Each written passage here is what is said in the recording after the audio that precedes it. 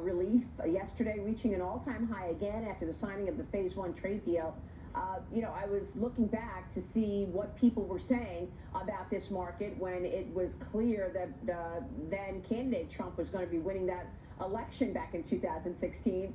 Back on election day, of course, you guys know I predicted the surge in the stock market when there were many who said, like a Paul Krugman, that the economy and the market would never come back. Let's take a look back to November 16.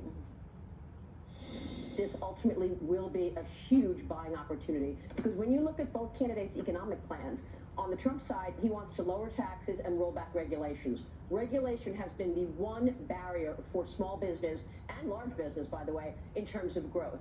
Economic growth is the priority. That's what this country needs right now. That's what will be positive for the markets. And I think ultimately people will view this major sell-off tomorrow as a huge buying opportunity because of his policies. He's really focused on rolling back the regulations. That's going to be hugely positive. I think it is going to lead to economic growth. That's going to help the stock market. If we see a decline today in the market, I would be buying that market with both hands. I'm just saying, because you're talking about a good economic plan.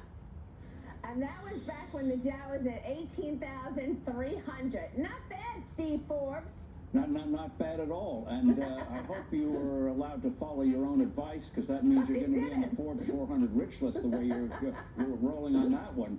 And but you're right on the two big things. One is regulation is a form of taxation, costs the American economy $2 trillion a year, and this administration is relentlessly focused on it, making some real changes. So especially small businesses who can't afford big departments of lawyers and others, lobbyists to get around these things, they're showing real signs of life. And one of the two big things that I think have been so far overlooked is new business formations have had very good years in 2018, almost as good in 2019. And two big trends are there, Maria. One is Latino businesses are forming at a rate better than any other group in America, but also, too, African-American businesses are rising up for the first time in years.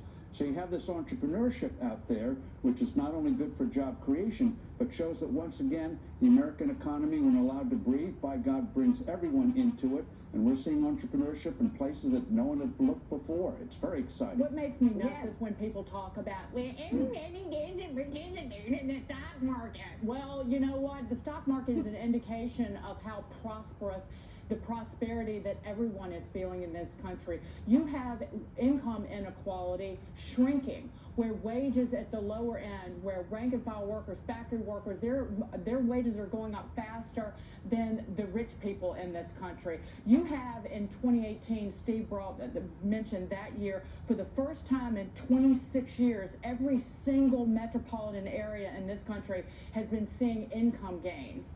So the stock market is telling the story of the every woman and the every man in this country. And by the way, the Democrats forget that tens of millions of people have 401k plans. They like those things going up, not down. And also pension plans, which are under a lot of stress in municipalities around the country, states around the country. Every rise you get in the stock market takes pressure off of local budgets. So this is not just for the rich, this is for everybody. I was riding the subway a couple of days ago, and I heard two construction workers debating how to allocate their 401k plans. I love that. I kid you not. Wow. That's good. I hope, Dagan, you told them go on Forbes.com or subscribe to Forbes magazine, right? There you go. I didn't give them advice. They were like, listen, lady, mind your own business. But it's nice to see, because you know that people are taking their fate into their own hands and knowing that they can be empowered in terms of deciding their own money situation. Meanwhile, the trade deal.